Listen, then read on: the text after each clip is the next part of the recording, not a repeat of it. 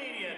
His album premiered #1 on iTunes and #1 on the Billboard charts. He's a regular at the Laugh Factory Chicago. Make some noise for Vik Pandya!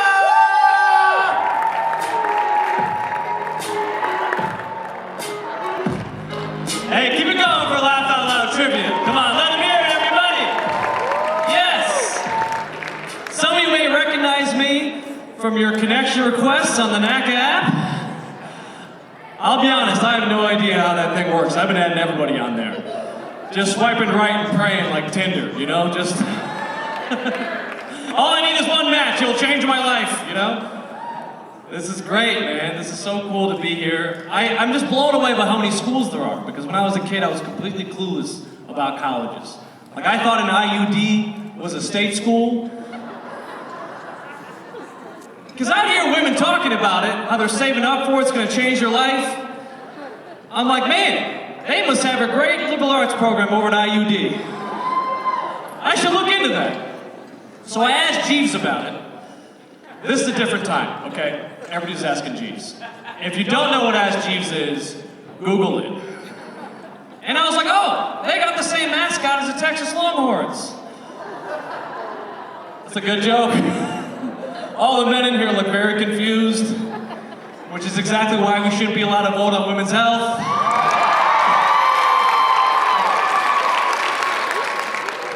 I love this audience, though. This is an amazing audience, good, diverse group, which is so important. One thing I've learned about groups in the last few years is anytime everyone in the group looks the same and dresses the same, you should avoid that group. Like, ladies, you ever go into a bar, see 7 dudes all wearing V-necks with this haircut? You should leave that bar! Unless you really like cocaine or cryptocurrency. Because I guarantee you're gonna hear a lot about both, okay? Speaking of avoiding things, anybody else a little concerned now that COVID is winding down, you're gonna have to come up with new excuses to get out of things? Because for the last 2 years, that's been the go-to, right? Sorry, man, can't make it because, you know, COVID. What am I gonna say now? Sorry, man, can't make it because, you know, you. I hate you, dude. I don't want to hang out with you at all. It's bad, man. I've been trying to avoid things my whole life. When I was a kid, we had to swim for gym class. I don't know if you guys ever do this, right? And me and a bunch of brown kids did not want to swim. So we forged a letter from a local mosque stating that we weren't allowed to swim due to religious Islamic beliefs. We even included a phone number letter that the school could call to verify the mosque, and we had kids cover the phone and take shifts. We were so Indian, we started a call center.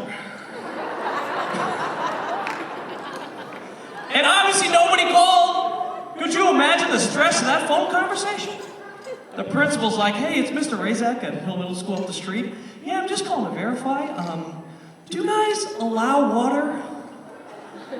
I know during Ramadan it's like illegal or something. I wasn't sure, because you guys are like, wear towels, right, or something? I'm so sorry, that's what they're called.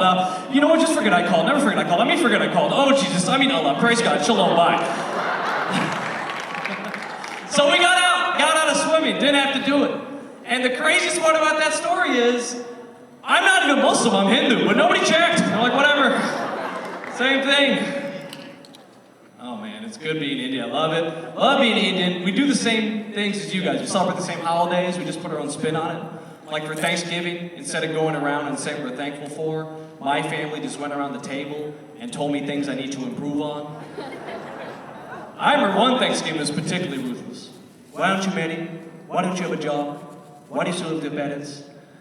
Because I'm 12, Grandma. Why are we having this conversation? You know, it seems a little premature. I know I'm getting old now, though, because this is the #1 sign you're getting old, is the amount of stuff you keep in your pockets is constantly expanding. You notice how dads are always carrying loose screws for some reason? It's a thing, okay? It's a real thing. And what I'm carrying has also changed. Like, I used to carry condoms, now I carry Tums. Because at this age, I know the chance of heartburn is higher than a hookup, okay? You gotta be honest with yourself. I mean, I'll cancel plans if I forget my chapstick. We're not doing it, you know? You ever forget your headphones? Nothing worse. Well, in this country, there's nothing worse, but In the first world, it goes, forgetting your headphones and stubbing your toe. Those are the two worst things that can happen to you. Today, I got to the gym, realized I didn't have my headphones. With zero hesitation, I was like, guess I'm not working out, gotta go home, you know? What, am I gonna work out a cappella like the 40s? We're not doing this. Just be alone with my thoughts? I didn't know we were doing therapy today. I don't want this.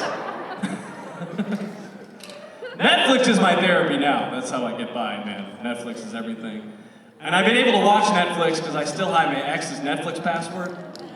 Yep. So what I do is every 6 months, I'll go on there, watch a bunch of self-help documentaries to mess up her suggestion queue and make her realize she's the problem, you know? It's a long game to play, but I think it's working. The most petty thing I did was I viewed her LinkedIn profile a bunch of times, so she viewed my profile, forcing her to see all the skills I've been endorsed for that she claimed I didn't possess. It's like, oh, I don't have communication skills? Well, Bob from Radio Shack thinks I'm crushing it, so you made a huge mistake, okay? But Netflix has messed me up because Netflix has convinced me I need to find love. Because I have all these dating shows, right? Has anyone seen Love is Blind? You guys know that show? Yeah. For people not familiar, this is the show where singles never get to see each other in person. And at the end of the show, they get married.